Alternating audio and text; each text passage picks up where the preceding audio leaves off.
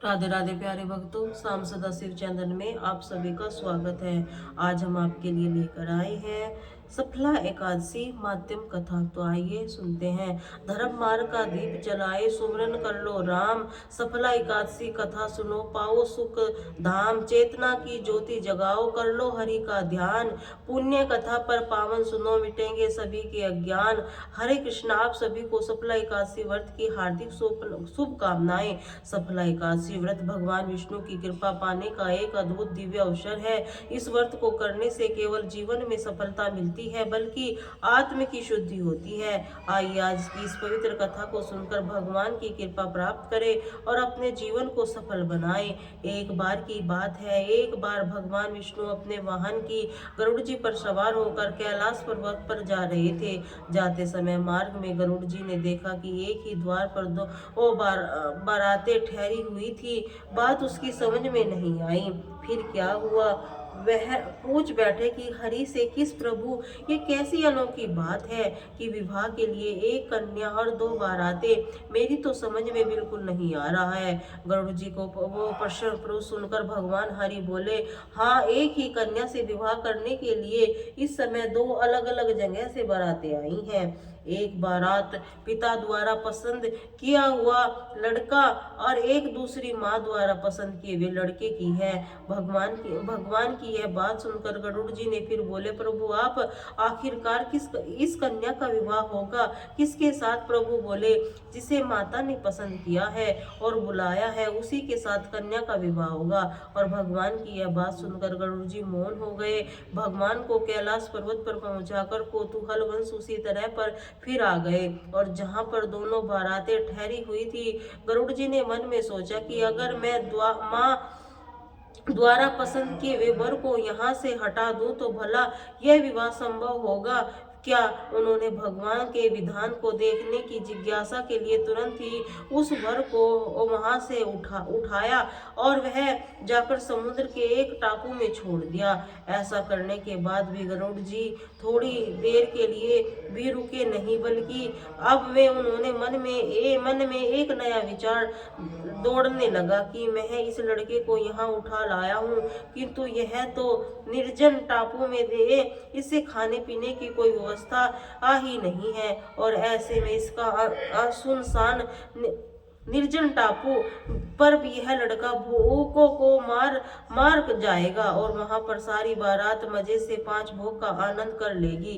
बिल्कुल ठीक नहीं है, इसका पाप तो मुझे अवश्य लगेगा। इसीलिए अब तो मैं इसे खाने का कुछ ना कुछ इंतजाम तो करना ही पड़ेगा। यदि विधाता का विधान मुझे देखना है तो थोड़ा परिश्रम तो मुझे करना ही पड़ेगा। ऐसा मन में विचार कर गरुड़ जी वापस उसी स्थान पर फिर आ गई। इधर कन्या के घर की उपस्थिति थी कि गायब हो जाने से कन्या की माता को बड़ी निराशा हो रही थी, किंतु वो अपनी जिद पर अडिग थी। इसीलिए उन्होंने अपनी कन्या को भारी टोकरी में बैठाकर ऊपर से फल फूल मेवा मिठान आदि सजाकर रख दिए, जिससे कि भोजन सामग्री ले जाने के लिए वर पक्ष के लोग आए हुए थे। माँ द्वारा उसी टोकरी में अपनी पुत्री को छिपाकर और भोजने के पीछे उसकी मनसा केवल इतनी थी कि वर पक्ष के लोग कन्या को अपने घर ले जाकर घर को खोजकर उन दोनों का ब्याह करा दे। माँ ने अपना वह भाव किसी तरह होने वाला समधी को भी बता दिया था। उसके अलावा उन्होंने इस बात की सूचना किसी को भी नहीं थी, क्योंकि कन्या की माँ नहीं चाहती थी कि उसके पिता द्वारा पसंद किए हुए वर से उसकी पुत्री का विवाह हो। अब संयोग की बात तो देखिए, आंगन में रखी उसी टोकरी को जिसने कन्या की माँ की तरह तरह के फल मेवा मिष्ठान आदि से भरकर अपनी कन्या को छिपाया था, गरुड़ जी ने उसे भरा देख कर उठाया और लेकर उड़ चले। उसी टोकरी को ले जाकर गरुड़ जी ने उस निर्जन टापू पर जहां पहले से ही वह वर को उठाकर ले जाकर उसे छोड़ आए थे, वर के सामने ले जाकर रख दिया। इधर भूख से व्याकुल हो रहे वर ने जैसे ही अपने सामने खाने पीने की तमाम तरह की चीजें देखी तो वह भूख से व्याकुल हो उठा। उसके बजाय ठहर कर खाने पीने की वस्तुओं पर झपटा। उसने टोकरी को जैसे ही खाने के लिए फल मिठाई आदि निकालना शुरू किया तो क्या देखा, उसमें 16 श्रृंगार किए हुए वही युवती बैठी हुई जिससे उसका विवाह होना था।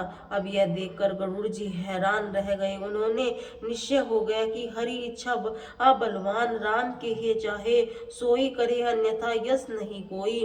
फिर शुभ मुहूर्त विचार कर गरुड़ जी ने पुरोहित का कर्तव्य भी निभाया। वेद मंत्रों विधि विधान से विवाह कार्य संपन्न कराकर उन्होंने वर वधु को आशीर्वाद दिया, फिर तो उसके घर पहुंचा दिया। इसके बाद गरुड़ जी ने प्रभु के पास जाकर सारा वृतांत से निवेदित कर दिया। प्रभु पर अपना अधिकार हार समझकर झुझला कर बोले, प्रभु आपने तो बड़ी अच्छी लीला का सारा ब्याह कार्य हमसे करवा दिया। भगवान गरुड़ जी की बातों का सुनकर मंद मंद मुस्कुरा रहे थे। बोले, बांके बिहारी लाल की जय। अब सुनिए सफला एकादशी की व्रत कथा। मोक्षदा एकादशी का कथा सुनकर धर्मराज युधिष्ठिर ने प्रसन्न होते हुए श्री कृष्ण से कहा, कमल नयन मोक्षदा एकादशी की यह व्रत कथा सुनकर तो मैं धन्य हो गया है।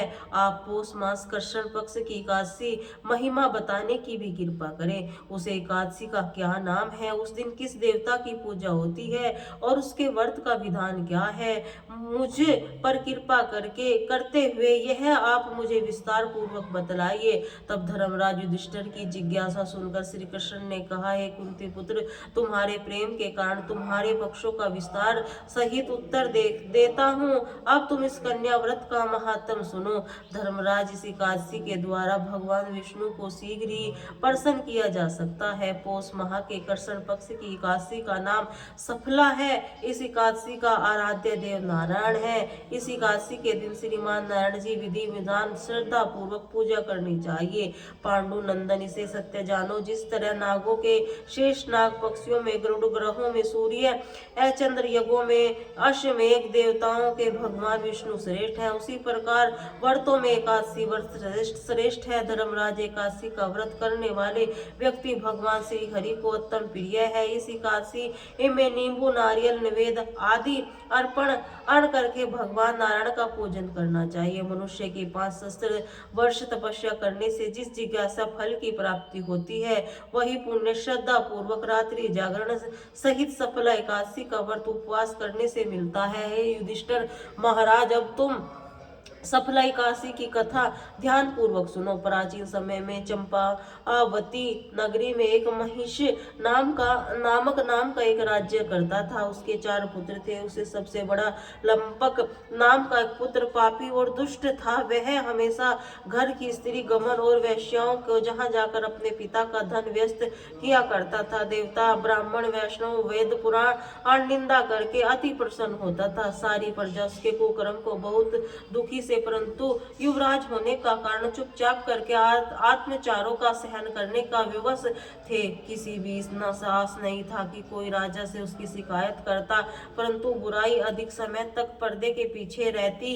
एक दिन राजा महिष मान को लुप से कुकर्म का पता चल गया और राजा ये अधिकतर क्रोधित हुआ। उसने दंपक को अगले राज्य से निकाल दिया। पिता द्वारा त्याग को लंपक की ओर सभी ने भी त्याग दिया। वह सोचने लगा कि अब क्या करूं, कहां जाऊं। अंत में उसने रात्रि को पिता के ही राज्य में चोरी करने की ठानी। वह एक दिन राज्य से बाहर रहने लगा और रात्रि को अपने पिता की नगरी में जाकर चोरी अंत बुरे कर्म करने लगा। रात में वह जाकर नगर के निवासियों को मारता और कष्ट देता।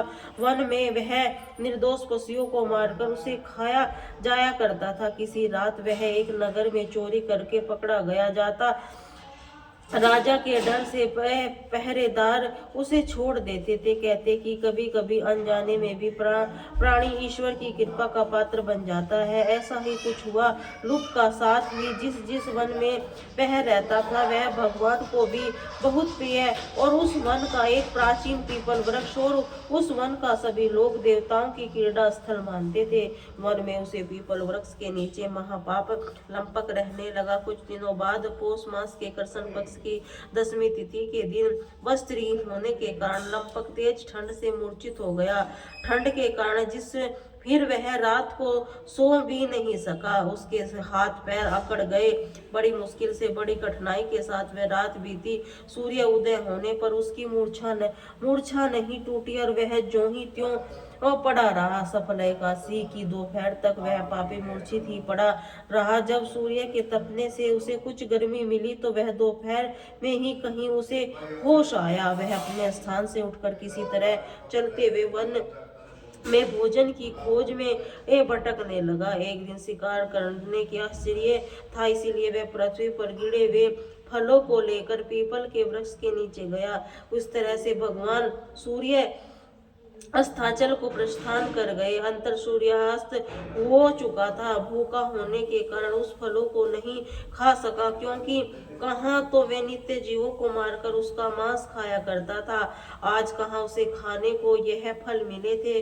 उसे फल खाना बिल्कुल भी अच्छा नहीं लगा, इसीलिए उसने उन फलों को पीपल के जड़ के पास रख दिया और दुखी होकर बोला, हे ईश्वर, यह फल आपको ही अर्पण है, इस फलों से तो आप ही तृप्त होइए। ऐसा कहकर वह रोने लगा।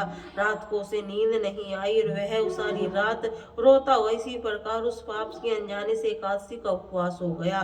उस महापाप के उस उपवास रात्रि जागरण से भगवान श्री हरि अत्यंत प्रसन्न हुए और उसे सभी पाप नष्ट हो गए। सुबह होते ही दिव्य रथ अनेक सुंदर वस्तुओं सजा हुआ उसके सामने खड़ा हो गया। ठीक उसी समय आकाशवाणी हुई, युवराज भगवान नारायण के प्रभाव से तेरे सभी पाप नष्ट हो गए हैं, अब तू अपने पिता के पास जाकर राज्य कर। अब वह आकाशवाणी रूपक ने सुनी, अत्यंत प्रसन्न होने से बोला, हे प्रभु आप जय हो। ऐसा कहकर उसने सुंदर वस्त्र धारण किए, फिर अपने पिता के पास गया। पिता के पास पहुंचकर उसने सारी कथा पिता को सुनाई। पुत्र के मुख से सारा वृतांत सुनने के बाद पिता ने अपना सारा राज्य तुरंत ही पुत्र को सौंप दिया और स्वयं वन में चला गया। तब लंपक शास्त्र अनुसार राज्य करने लगा। उसकी पत्नी, पुत्र आदि भी विष्णु के परम भक्त बन गए। फिर वृद्धावस्था आने पर अपने पुत्र को राज्य सौंपकर भगवान का भजन करने के लिए वन में चला गया। अंत में परम पद का प्राप्त हुआ। भगवान श्री कृष्ण कथा समाप्त करते हुए धर्मराज युधिष्ठिर कहते हैं, हे धर्मराज, जो मनुष्य श्रद्धा भक्ति पूर्वक इस सफल एकादशी का उपवास करते हैं उनके सभी पाप नष्ट हो जाते हैं, अंत में उन्हें मुक्ति प्राप्ति होती है। युधिष्ठिर, जो मनुष्य सफल एकादशी के महात्म्य को नहीं समझता उन्हें तो पूंछ और शिंगों से विहीन पशु को समझना चाहिए। सफल एकादशी के महात्म्य को पढ़ने अथवा श्रवण करने से प्राणी को राज्य सोय यज्ञ के समान फल प्राप्त होता है।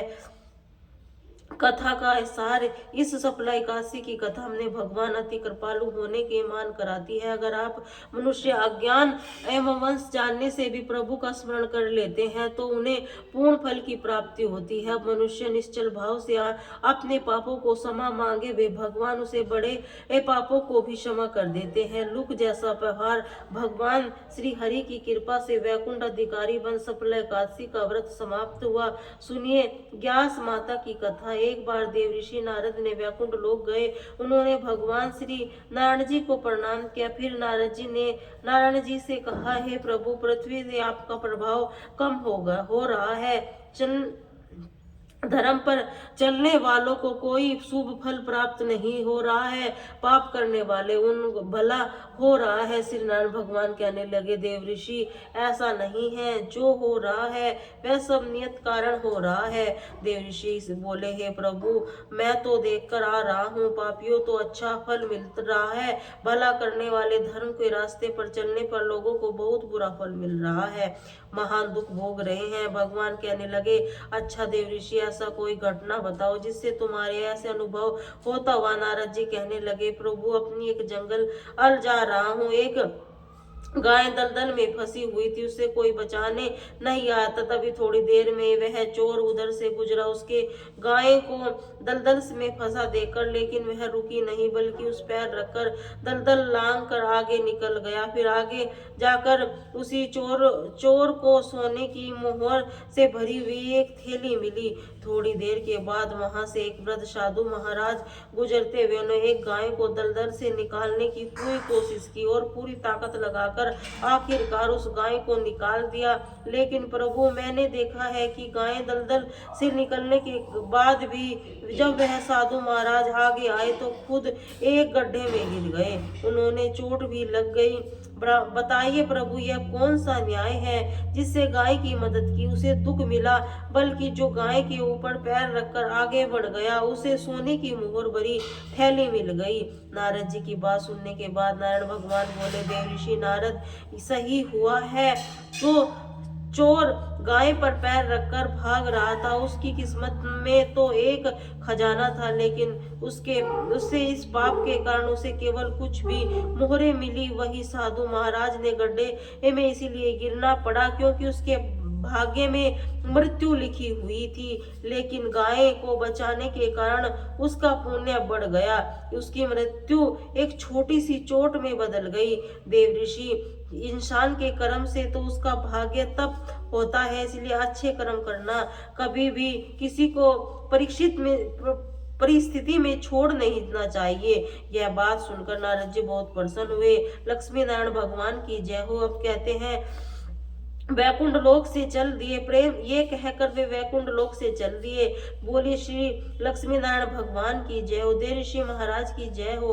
आप सभी बहुत ही प्रेम से काशी माता की कथा और सुनिए। एक बार एक बूढ़ी माँ ने वृद्ध अवस्था में एकादशी का व्रत रखा। वैसे तो वह अपने पूरे जीवन काल में एकादशी का व्रत रखती आ रही थी, लेकिन वृद्धावस्था होने के कारण वह इस व्रत को उतनी निष्ठा, उतने नियम के साथ रख रही थी कि वृद्धावस्था में भी वैसे बहुत सारी बाधाएं होती हैं। जैसे बूढ़ी माँ भगवान कृपा की सारी सुख सुविधा प्राप्त की, लेकिन फिर वह अपने परिवार को सुख समृद्धि कामना के कठिन व्रत करने लगी। अधिकतर एकादशी व्रत निर्जल रखती थी। एकादशी के दिन न जानते हुए भी इस निर्जला व्रत रख लिया और भर प्यास लगी रही, लेकिन किसी तरह से उन्होंने मन को संयम में रखकर पूजा पाठ किया, कथा सुनी। पंडित जी मिट्टी पात्र भरकर पानी से ऋतु फल दान दिए। दोना भरकर शक्कर बाटी। उन्होंने गर्मी के कारण बहुत बेचैनी हो रही थी, इसी कारण बड़ी देर तक पानी में हाथ पैर डालकर बैठी रहती, पानी के बाहर कुल्ला करती रहती। जाकर उन थोड़ी देर के लिए आराम मिला, चैन पड़ा, लेकिन थोड़ी देर बाद फिर मुंह सूखने लगा। यह तो वो धूप बहुत तेज पड़ रही थी, इसी कारण बूढ़ी माँ बहुत ही बेचैन हो रही थी। एक तो बुढ़ापा, ऊपर से भयंकर गर्मी। वृद्धावस्था की स्थिति को इसी प्रकार की होती है। फिर जैसे ही रोग होकर किसी प्रकार दिन कष्ट पाता, पहाड़ सी रात उनके सामने थी जिसका कटना बहुत ही मुश्किल दिखाई दे रहा था। चारपाई पर पड़े पड़े ही शांति नहीं मिल रही थी। बूढ़ी माँ प्यास के मारे बार बार करवट बदलती रही थी। कई बार वे घर के बाहर जाती, फिर अंदर आ जाती। उनके घर के बाहर शांति मिल नहीं रही थी, न ही अंदर। चारपाई पर पड़ी पड़ी बार बार काशी माता का ध्यान करती और कहती रही, माता आप मेरे लाज रखिए, आप मुझे शक्ति दीजिए जिससे मैं भली भांति आपका यह व्रत कर सकूं और यह पहाड़ सी रात शांति के साथ बीत सके। प्यास के कारण बूढ़ी माँ की बेचैनी बढ़ रही थी। उन्होंने धैर्य रखने पर बहुत प्रयास किया, किंतु सहनशीलता की सीमा टूट गई और वे घबराकर प्यास के मारकर एकदम चिल्लाने लगी कि बचाओ बचाओ बचाओ, मेरे प्राण निकल रहे हैं। तब उनका चीखना चिल्लाना सुनकर परिवार भर के सभी लोग उनके पास इकट्ठा हो गए। पूछने लगे, अम्मा जी क्या हुआ, आपको क्यों चिल्ला रहे हैं, आप इस बुढ़ापे में इतने कठिन व्रत को क्यों कर रही हैं? अम्मा जी की शांति तभी भक्ति है, आपकी स्मृति निर्जल व्रत करने की नहीं है। आप क्यों जल का त्याग कर रही हैं? आप पानी पी लीजिए। वे तब बूढ़ी माँ अपने परिवारजनों को कहने लगी, अरे मैंने तो प्राण निकलने जा रहे हैं, जरा कोई मेरी छाती पर ठंडे पानी का घड़ा तो रख दो। तब नातिया दादी की छाती पर एक घड़े का पानी रख दिया। उन्हें थोड़ा आराम मिला। थोड़ी देर के उन्होंने अपनी आंखें बंद कर ली। घर काशी माता ने सोचा, यह तो बूढ़ी अम्मा बहुत नियम पालन के साथ व्रत रखती है, चलकर इसकी परीक्षा ली जाए। तब वे आधी रात को मुर्गा बनकर और ढेर लगाते हुए अपने घर के द्वार पर मुर्गे की आवाज सुनकर दादी जल्दी से उठी। सोचा शायद सुबह हो गई है, लेकिन वह बाहर जाकर देखा तो आसपास में तो उन्हें कहीं भी प्रातःकालीन तारा दिखाई नहीं दिया। वे सोचने लगी, है मुर्गा क्यों और कैसे बोल रहा है, उसे प्यास तो लग रही थी। अब थोड़ा बहुत उनका मन भी बेचैन होने लगा, किंतु आखिरकार उन्होंने दृढ़ निश्चय किया था, मैं व्रत पूरा करके ही पानी पीऊंगी, भले मेरे प्राण निकल जाए, यह सोचकर वह फिर चारपाई पर निढोल होकर लेट गई। थोड़ी देर में काशी माता उनकी फिर परीक्षा लेने नहीं चाहिए। एक छोटी सी बालिका बनकर फिर गिलास में शरबत लेकर उनके सिरहाने खड़ी हो गई, जोर से आवाज लगाई, कहने लगे, दादी जी सवेरा हो गया है, हाथ मुंह धोकर शरबत पी लीजिए। पहले तो शरबत का गिलास देखकर बूढ़ी माँ मन ललचा गया, किंतु अचानक उसे याद आया उन्होंने निर्जल व्रत रखा था। फिर उन्होंने सोचा कि मैं तो किसी प्रकार कभी शरबत नहीं पी सकती हूँ। यह सोचकर शांति अपनी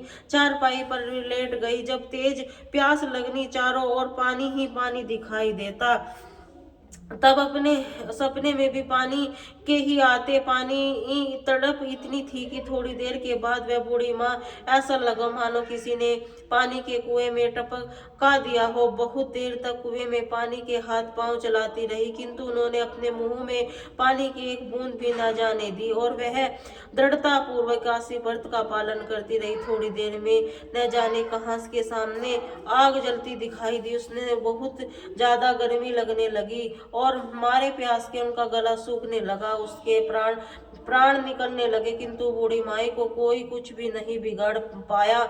जहां वह मुस्कुराती हुई बैठी, थोड़ी देर में बाहर उजाला होने लगा। ऐसा लगा मानो सवेरा हो गया। बूढ़ी माई ने जब बाहर निकल कर देखा, समझ गई यह सवेरा होने में बस कुछ ही देर बाकी है। यह जानकर वह बड़ी शांति से इधर उधर घूमने लगी। काशी माता यह बात अच्छी तरह से समझ, बूढ़ी माई ने किसी भी तरह अपने व्रत को नहीं टल सकती, अपना व्रत बीच में नहीं छोड़ सकती। वह उसके सतव्रत को बहुत अच्छी तरह से समझ गई। सवेरा होते बूढ़ी माता ने स्नान किया, भगवान की पूजा पाठ की, एकादशी माता की कथा सुनी, फिर ब्राह्मण दक्षिणा देकर भोजन कराया, तभी उसके जल ग्रहण किया। कन्याओं का भोजन कराने के बाद फिर माता ने वो खुद भोजन किया। श्रेष्ठ व्रत के प्रताप से बूढ़ी अम्मा की आयु बढ़ गई, उनका घर परिवार हरा भरा हो गया। घर में किसी प्रकार की कोई अभाव नहीं रहा, वे हर तरह ऐसे सुख साधना संपर्दित हो गए। नाती नातियां उसका घर भर गया। उसी दिन से 12 महीनों की काशी का व्रत इसी पर निर्जला रखने लगी। फिर काशी व्रत का पुण्य प्रताप अपने जीवन में हर प्रकार सुख भोगकर अंत में वैकुंठ धाम को चली गई। एकादशी माता, जैसे आपने उस बूढ़ी माई और उसके परिवारजनों को शुभ सिद्धि प्रदान की है, जैसे आपने बूढ़ी माई को अंत में मोक्ष प्रदान किया है, वैसे ही इस कथा सुनने वाले सभी भक्तों को सुख सुविधाएं प्रदान करना, मनोकामना पूर्ण करना, मोक्ष प्राप्ति की इच्छा रखने वाले भक्तों को मोक्ष प्रदान करना। प्रेम से बोलिए श्री लक्ष्मी माता की।